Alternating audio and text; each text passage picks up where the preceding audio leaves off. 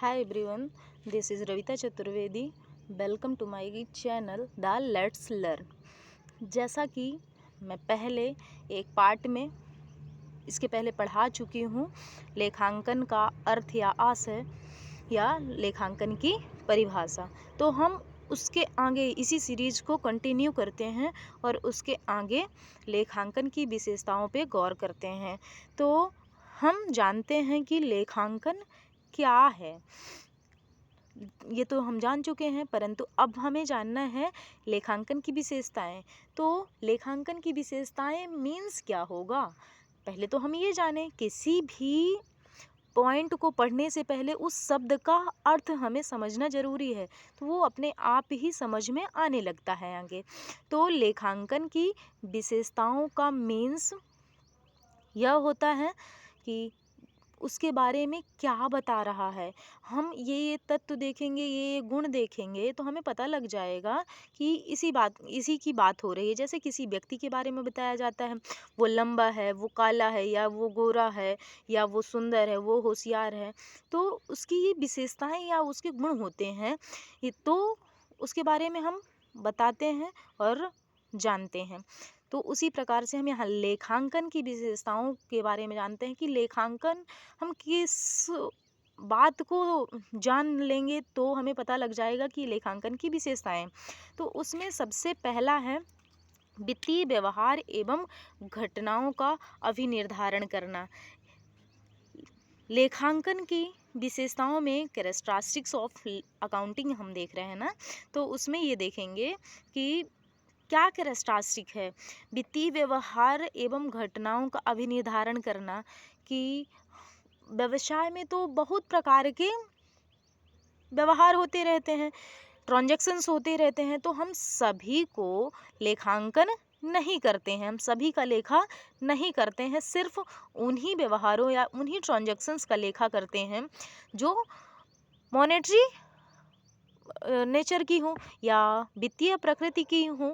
ऐसी घटनाएं, ऐसे इवेंट्स जो वित्तीय प्रकृति के हों, उनको हम पहचानते हैं और उनका भी निर्धारण करते हैं कि इसका लेखांकन किया जाना है। अगर उसमें वित्त प्रभावित नहीं हुआ है, तो उस व्यवहार का हम लेखांकन नहीं करते हैं। तो यह निर्धारण कर रहे हैं कि लेखांकन किन व्यवहारों का करना है। फिर दूसरा, लेखा करना। अब हम यहाँ पहचान तो लिए हैं कि किन किन व्यवहारों का हमको लेखा करना है, किन को छोड़ना है, यह हम देख लिए हैं। जैसा कि यहाँ हम बता चुके थे कि वित्तीय व्यवहारों का लेखा करना है, जैसे कि 5 रुपए की पेन हमने खरीदी, तो उसके लिए लेखांकन करना है।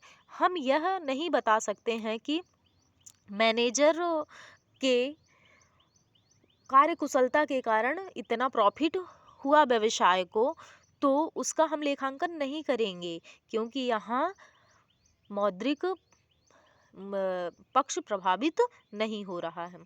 तो जब हम यहाँ निर्धारण कर लिए हैं कि कौन सी व्यवहार वित्तीय है, कौन सा अवित्तीय है, तो हम जब वहाँ पहचान लिए तो यहाँ पे हम लेखा करेंगे। तो लेखा कैसे करेंगे, तो निर्धारित जो नियम एवं सिद्धांत होते हैं उनके आधार पे हम लेखा करते हैं। लेखा कहाँ कहाँ करते हैं, तो लेखा हम जर्नल एंट्री में करते हैं, या जर्नल में करते हैं जर्नल एंट्री के माध्यम से, या तो फिर सहायक पुस्तकों में रखते हैं। अगर व्यवसाय बड़ा है, बहुत सारे व्यवहार हो रहे हैं, एक दिन में बहुत सारे ट्रांजैक्शंस हो रहे हैं, तो हम सहायक पुस्तकें भी खोल लेते हैं। यह आसानी होती है कि हम लेखांकन आराम से कर सकते हैं और उनका खाते आराम से तैयार कर सकते हैं, इस कारण से। फिर उसके बाद हम लेखांकन में पहले चरण में पहुंच चुके हैं। फर्स्ट स्टेप हमारा अकाउंटिंग में हो गया है। फिर इसके बाद हम वर्गीकरण करते हैं। सारे ही लेन देनों का, सारे ही व्यवहारों का हम खाता बनाते हैं अलग अलग। जैसे राम महीने में कई बार ट्रांजैक्शन किया है, तो एक अकाउंट तैयार करेंगे और उसमें सिर्फ राम का ही अकाउंट लिखेंगे, उसमें किसका, राम का ही अकाउंट लिखेंगे। यानी कि जितने ट्रांजैक्शन राम किया होगा, चाहे वो कैश में हो चाहे क्रेडिट में हो, किसी तरह का वो व्यवहार किया, ट्रांजैक्शन किया, तो उसको हम उसके अकाउंट में लिखेंगे। इसको कहते हैं वर्गीकरण करना, बुक्स ऑफ अकाउंटिंग, जिसको हम लेजर कहते हैं या खतौनी करना कहते हैं। जब हम लेजर में लिखते हैं, खाता वही में लिखते हैं, तो उस प्रक्रिया को हम यहाँ पे क्या कहते हैं? खतौनी करना या पोस्टिंग करना। फिर इसके बाद ट्रायल बैलेंस बनता है। ट्रायल बैलेंस ही वर्गीकरण और सारांश निकालने को जोड़ता है। अब यहाँ सारांश निकालने में क्या होगा? जो बुक्स ऑफ अकाउंट हमने लेजर में तैयार किए हैं, उनके माध्यम से हम ट्रायल बैलेंस बनाएंगे, यानी तलपट बनाएंगे, और उसके बाद अंतिम खाते तैयार करेंगे, अंतिम वित्तीय विवरण तैयार करेंगे। अब अंतिम वित्तीय विवरण में क्या क्या आता है? तो व्यापारिक खाता आता है, जिसको हम ट्रेडिंग अकाउंट कहते हैं। लाभ हानि खाता आता है, जिसको हम P&L या प्रॉफिट एंड लॉस अकाउंट कहते हैं। और फिर लास्ट में एक विवरण आता है, जिसको हम स्टेटमेंट कहते हैं, जो वित्तीय विवरण भी के नाम से भी जाना जाता है, या आर्थिक चिट्ठा, जिसको हम बैलेंस शीट कहते हैं। तो यहाँ पे सारांश निकाला जाता है, जितने भी यहाँ व्यवहार हुए हैं, लेखांकन हुआ है, जितने भी बुक्स ऑफ अकाउंट बनाए गए हैं, उनके आंकड़ों को या उनके डेटा को यहाँ संक्षिप्त करके लिखा जाता है, छोटे रूप में लिखा जाता है, समझने योग्य बनाया जाता है। तो यहाँ हम सारांश निकालना या समराइजिंग करना कहते हैं।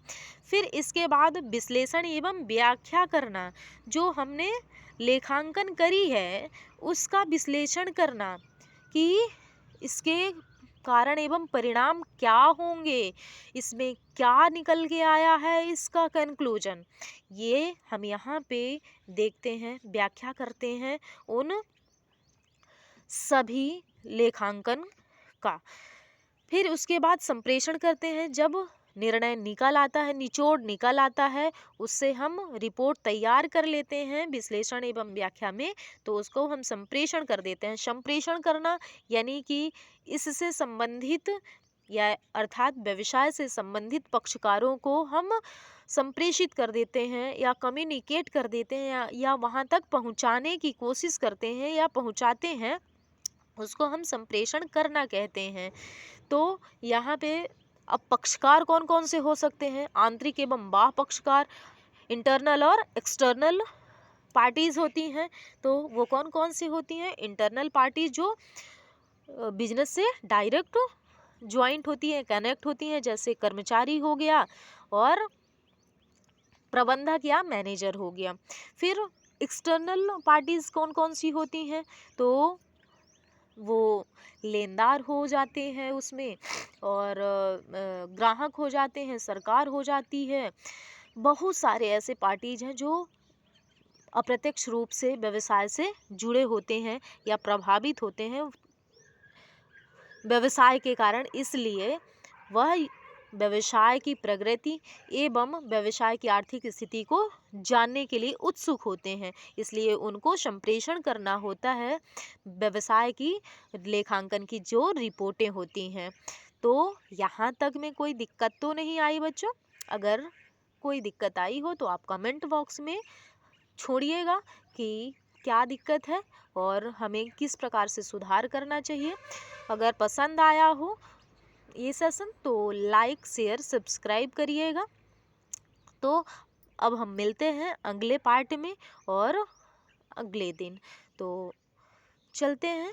अगर आपको यह वीडियो पसंद आई हो तो कमेंट ज़रूर करिएगा और बताइएगा। Thank you for watching my video.